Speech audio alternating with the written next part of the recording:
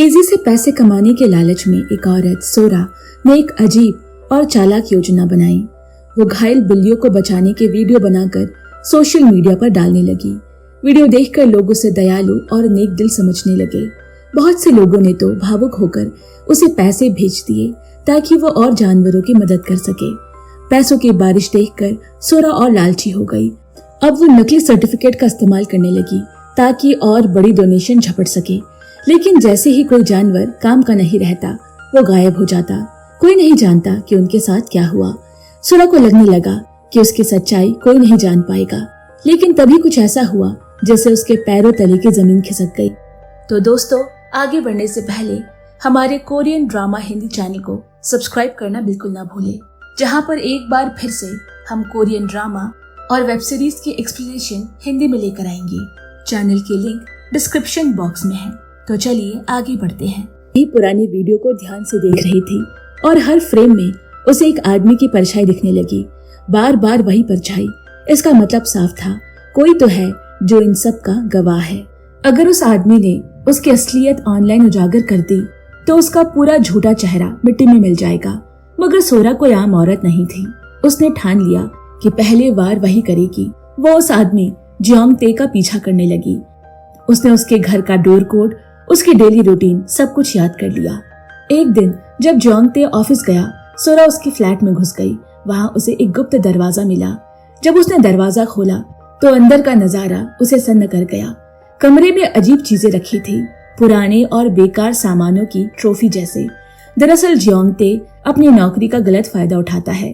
वो किराएदारों के घर चोरी छिपे घुसता और उनकी जिंदगी की जासूसी करता। जब उसे घर में कुछ टूटा फूटा मिलता तो वो उसे ठीक कर देता और बदले में कोई बेकार चीज चुरा लेता, उसकी फोटो खींचता और अपनी अजीब सी कलेक्शन में रखता। और अब उसकी नई टारगेट थी सोरा। जियोंग ते पहले ही उसकी चिट्ठियों की जांच कर चुका था, उसका पार्सल डेटा निकाल चुका था। उसके लिए सोरा सिर्फ एक सोशल मीडिया स्टार नहीं थी, वो उसके रियल फेस को करीब से देखना चाहता था। उसने कई बार उसके घर में घुसने की कोशिश की, लेकिन उसका डिजिटल लॉक बहुत एडवांस था। बार बार कोड डालने पर भी ताला नहीं खुला। तो अब जियोंग ते ने उसके फिंगरप्रिंट चुराने की तरकीब सोची। पाउडर लगाकर वो उसके लॉक के नंबर का अंदाजा लगाने लगा। लेकिन जैसे ही सच्चाई सामने आई, उसके तो होश उड़ गए।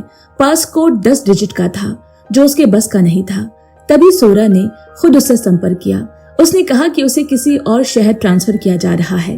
वो चाहती है कि जियोंग ते उसके फ्लैट को किराए पर ले ले। जियोंग ते को पता था कि वो झूठ बोल रही है, लेकिन वो नहीं चाहता था कि यह मौका उसके हाथ से निकल जाए। सोरा ने खुद उसे दरवाजे का लॉक कार्ड थमा दिया और कहा कि कभी भी फ्लैट देख सकता है। जियोंग की तो खुशी का ठिकाना नहीं रहा।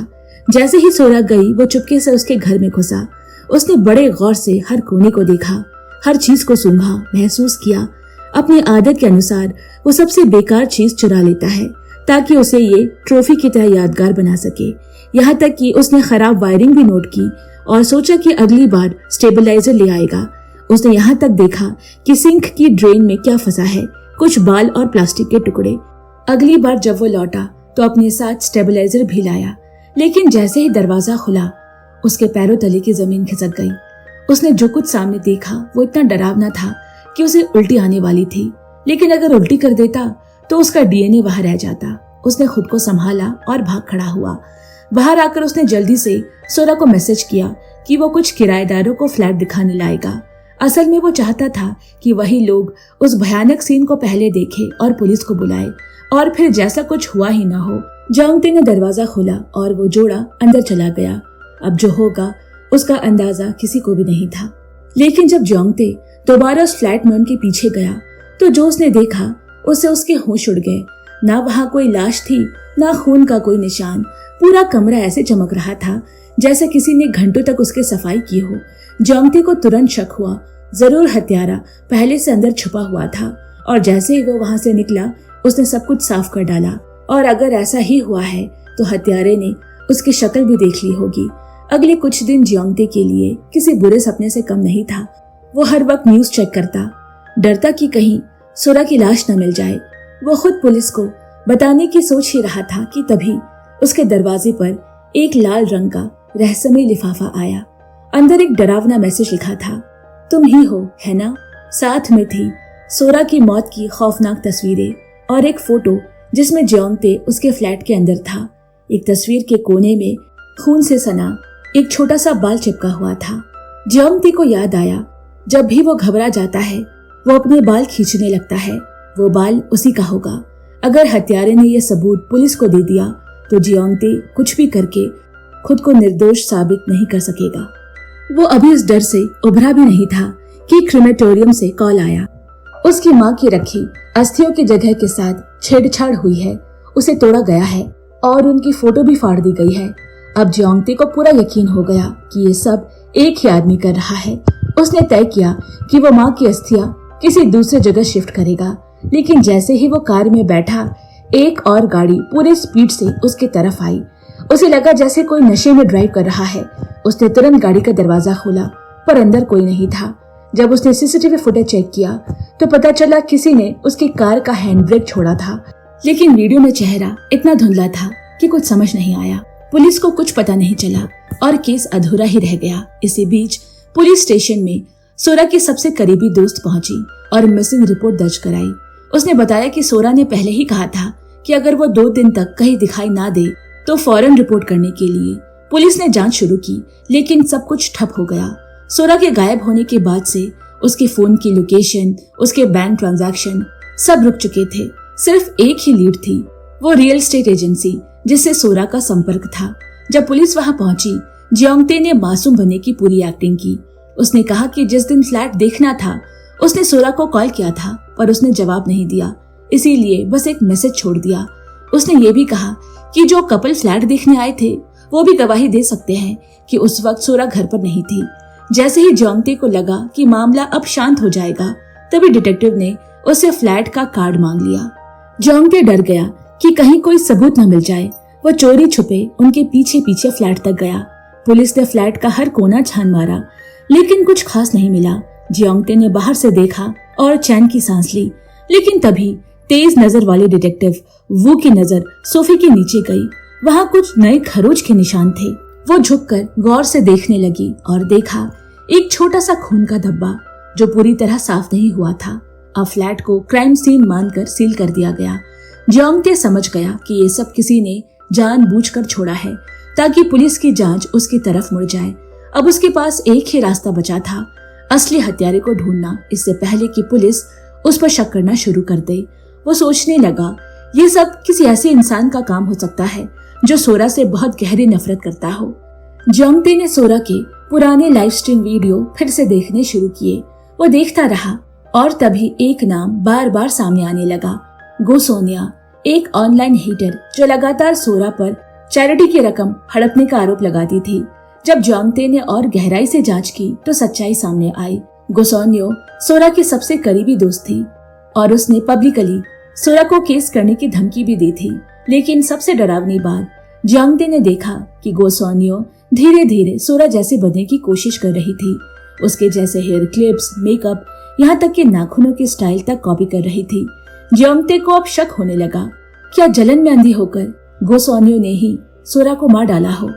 अब जब जियोंगते को गोसोनियो पर शक हो गया तो उसने ठान लिया कि वो सच का पता लगाकर रहेगा। वो घंटों बैठकर गोसोनियो के सारे वीडियोस देखने लगा, उसकी आवाज, उसके कैमरे की दीवार, बैकग्राउंड, सब कुछ। इसी दौरान एक वीडियो में गोसोनियो ने गलती से अपने घर के पास की ड्राई क्लीनर की दुकान का नाम बता दिया। बस यही सुराग काफी था। जियोंगते ने उस नाम से इलाके की खोज की और आखिरकार उसका मोहल्ला ढूंढ निकाला। एक दिन जब गोसोनियो घर पर नहीं थी, जियोंगते उसकी खिड़की से अंदर घुस गया। उसे जो चाहिए था वो उसे मिल गया, एक डिब्बा जिसमें वही लाल लिफाफा रखा था जैसे कुछ दिनों पहले उसे मिला था। और उस डिब्बे में कई प्रिंटेड मैसेज थे, सब भेजे गए थे एक ऑनलाइन यूजर 1984 की तरफ से। मैसेजेस काफी डरावने थे। 1984 लिखता है, अब बहुत हो गया, मैं सिर्फ उसे स्क्रीन पर नहीं देख सकता, मुझे उससे आमने सामने मिलना है। और फिर धमकी देता है, अगर उसने मना किया तो मैं उसे मार डालूंगा। जियोंगते ने 1984 की प्रोफाइल चेक की और देखा कि वो एक अधेड़ उम्र का आदमी था जो सोरा का पीछा कर रहा था। उसके हर वीडियो पर डरावने कमेंट थे। एक तस्वीर में जब सोरा किसी होटल में दिखी तो 1984 ने मान लिया कि वो किसी से मिलने गई है और कमेंट किया, मैं उसके साथ मरना चाहता हूँ। और उस पोस्ट के बाद सोरा ने कुछ भी अपलोड नहीं किया। जियोंगते को अब शक होने लगा, क्या गो सॉन्यो ने इस पागल आदमी को सोरा को मारने के लिए हायर किया है, और अब जब सब कुछ छुपाना है तो उसने जियोंगते को फंसाने की साजिश रची। अब जियोंगते को लगा कि उसके पास अपना नाम साफ करने का एक ही मौका है, लेकिन जैसे ही वो घर पर पहुंचा उसे एहसास हुआ कुछ गड़बड़ है। दरवाजे के पास उसका एक जूता बेतरतीबी से पड़ा था। उसे तुरंत समझ आ गया कोई उसके घर में घुस चुका है। उसने बेसबॉल बैट उठाया और लाइट जलाने की कोशिश की, लेकिन बिजली गुल थी। तभी उसे बाहर से डिजिटल लॉक में कोड डालने की आवाज आई। वो झांकने के लिए पीप हॉल के पास गया, लेकिन वो ढका हुआ था। फिर उसकी नजरें नीचे गई। एक लाल लिफाफा दरवाजे के पास पड़ा था। जैसे वो उसे उठाने के लिए झुका, तभी उसके पीछे से काले कपड़े में कोई उस पर झपट पड़ा। दोनों के बीच जबरदस्त हाथापाई हुई। लड़ाई के दौरान जियोंगते ने हमलावर का हेलमेट खींचकर उतार दिया और सामने आया वही डरावना आदमी 1984। अब जियोंगते को पूरा यकीन हो गया, सोरा का असली कातिल यही है। घबराया हुआ जियोंगते भागा भागा पुलिस स्टेशन पहुंचा।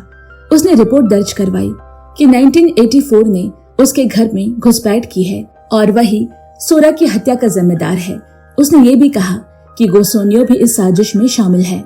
लेकिन पुलिस ने सवाल उठाया, अगर गो सॉन्यो दोषी है तो फिर सोरा के गायब होने की रिपोर्ट सबसे पहले उसी ने क्यों दर्ज कराई? ये सवाल सुनकर जियोंगते एकदम चुप हो गया, लेकिन उसने अपनी बात पर जोर दिया, अगर आप अभी मेरे घर चले तो वो कातिल अभी अंदर ही मिलेगा। पुलिस उसके साथ तुरंत रवाना हुई, लेकिन जैसे ही वो घर में दाखिल हुए जियोंगते की आंखें फटी की फटी रह गई।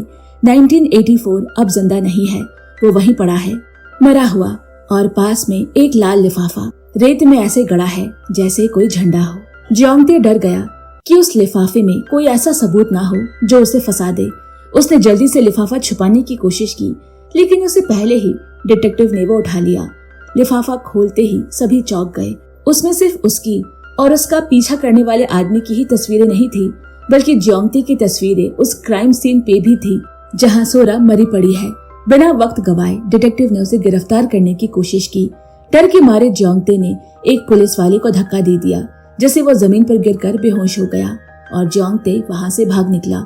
जल्द ही पुलिस ने उसके फ्लैट की तलाशी ली और उन्हें एक खून से सना हुआ जूता मिला। डीएनए टेस्ट से पता चला कि उस पर लगा खून सोरा के सोफे के नीचे खून से मेल खाता है। पुलिस ने जियोंगते के खिलाफ गिरफ्तारी का वारंट जारी कर दिया। इस बीच जियोंगते उसी आदमी के घर में सुराग ढूंढने की कोशिश कर रहा था।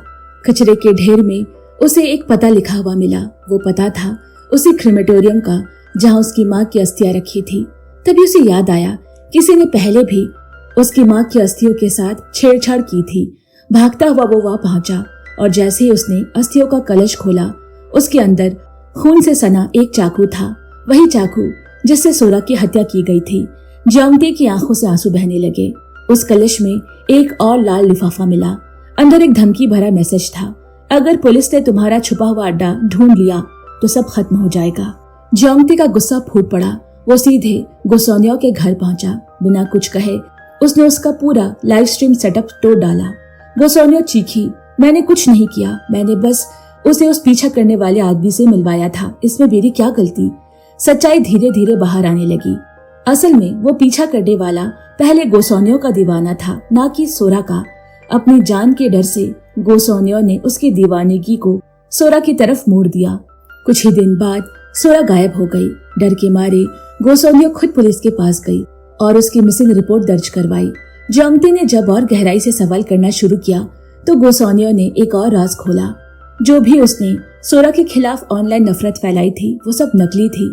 वो सब कुछ स्क्रिप्ट का हिस्सा था जिसे उसने और सोरा ने मिलकर लिखा था।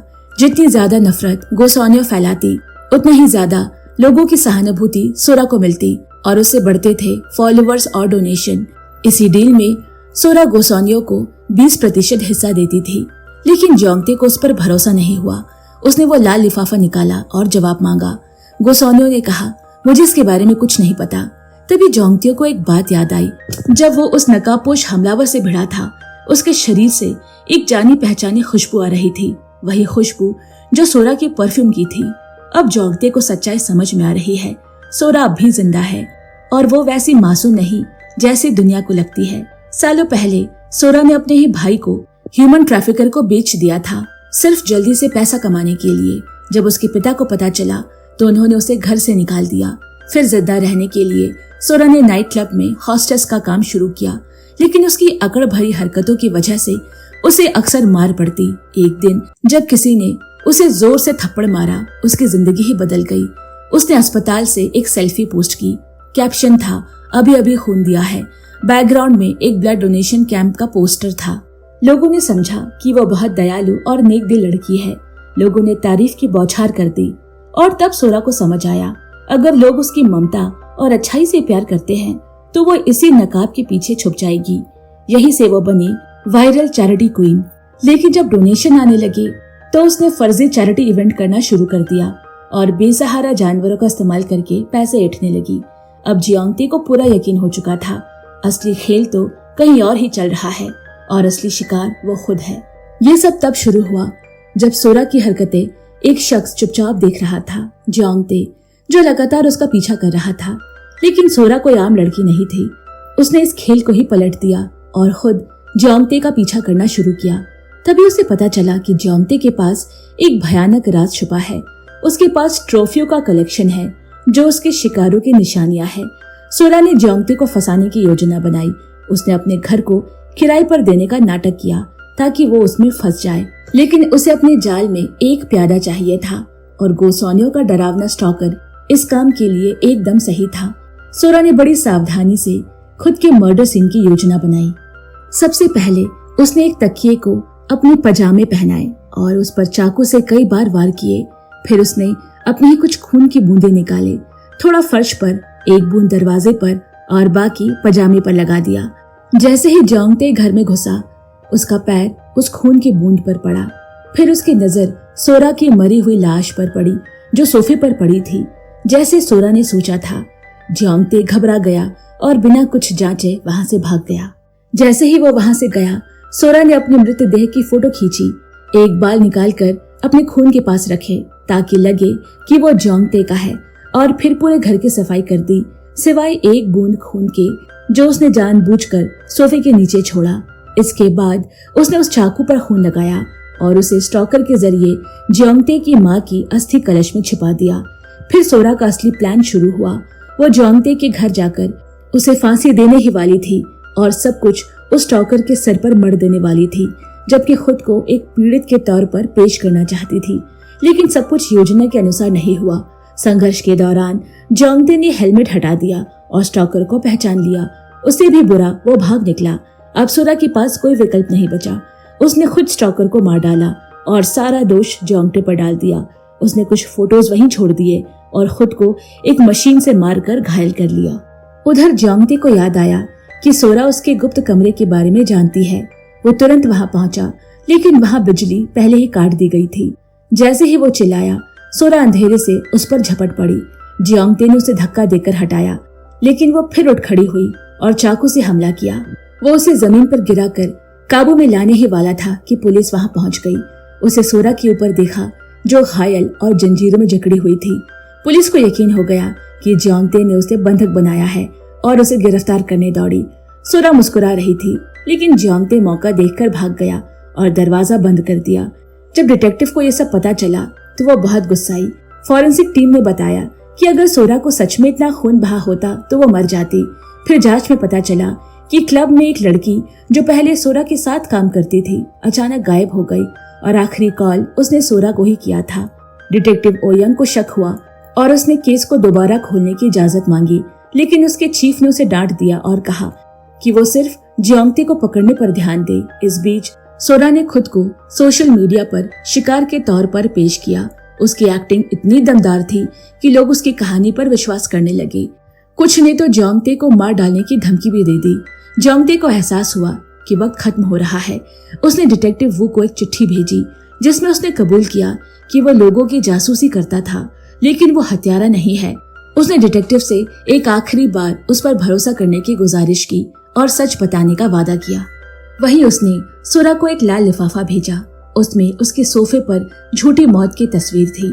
पीछे लिखा था, बाकी तस्वीरें स्टॉकर के घर में है। ये देखकर सोरा घबरा गई। अगर ये तस्वीरें बाहर आ गई तो उसका पूरा झूठ उजागर हो जाएगा। वो फौरन सब कुछ समेटकर जियोंगते से मिलने निकल पड़ी, लेकिन वहां पहले से ही जियोंगते उसका इंतजार कर रहा था। सोरा ने तस्वीरें मांगी, लेकिन जियोंगते ने सौदा रखा। वो उसकी मदद करेगा सब कुछ छिपाने में, बस उसे निर्दोष साबित करना होगा। दोष मरे हुए स्टॉकर पर जाएगा। सोरा को फिर से सहानुभूति मिलेगी और जियोंगते एक हीरो बनेगा। लेकिन अगली बार जब जियोंगते को होश आया तो वह खुद को बंधा हुआ पाता है। सोरा उसके सामने थी, हाथ में कोयले की बोरियां उसे जिंदा जलाने के लिए। पर जियोंगते डरा नहीं, वो बस पूछता रहा, तुमने ही स्टॉकर को मारा था ना? तभी उसकी नजर किसी और जाती है, जिसने सोरा का ध्यान खींचा और वो उस तरफ गई। वहाँ एक छोटा सा छिपा हुआ कैमरा एयर कंडीशन में रखा हुआ था। वो कैमरा तोड़ देती है और हंसती है, लेकिन जियोंगते जोर जोर से हंसने लगता है, जिससे वो घबरा जाती है। गुस्से में आकर सोरा सब कुछ उगल देती है। वो चिल्लाती है कि जो ह्यूरन की मौत के जिम्मेदार वो खुद है।